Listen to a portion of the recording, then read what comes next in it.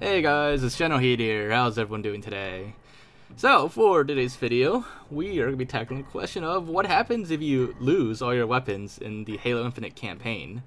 So, there's actually a pretty cool glitch you could do, and this was actually found by Hidden Reach, and they did it for multiplayer, to go weaponless. And I wanted to see what happens if we do that in campaign.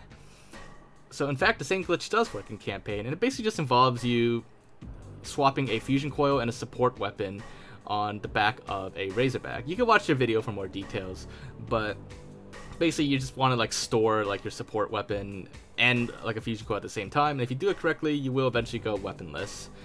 And you can see once you go weaponless, there's some interesting effects, like if you get in the passenger seat of a Razorback or Warthog, you'll stand straight up in it. But there's quite a few other effects, and let's see what happens if you completely go weaponless, or as the video title says, if you lose your weapons. So, obviously if you lose your weapons, if you do that glitch to go weaponless by accident, you can always just pick up another weapon right away. But if you choose not to pick up a weapon, well, here is what happens. So, you can still progress through most of the mission. You could, pick up, you could still interact with mission objectives. You could, like I said, you could pick up weapons. You could still use your equipment, like grapple shot and grapple melees, so you're not completely unarmed.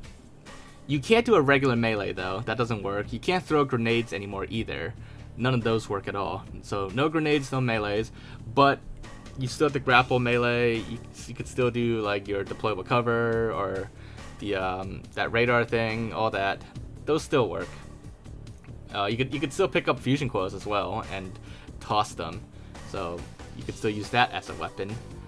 But other than that, once you're weaponless, you are quite limited in what you can do. But like I said, you can still progress through good chunks of the mission. You can even get to boss fights as well. In fact, I might do a couple of separate videos showing you some boss fights without weapons. But what's also interesting is that if you actually finish the mission and you like load the next mission, and I mean like a full load, I don't mean like a next mission objective. If you actually get like a loading screen and you load to a different mission, once you get back in the mission, if you did that while weaponless, you'll always spawn with a fusion coil in your hand. It's actually kind of strange. It's like the fusion coil is the default weapon that you get if you're weaponless, which is, I don't know why that is. Now, as for the question of whether you can actually finish the campaign while weaponless, well, the answer is actually no.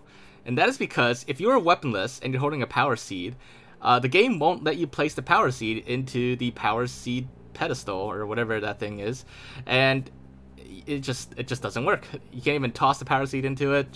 There's no way to place it into it. And if you can't place a power seed into it, you can't open the door, and therefore you can't finish the mission.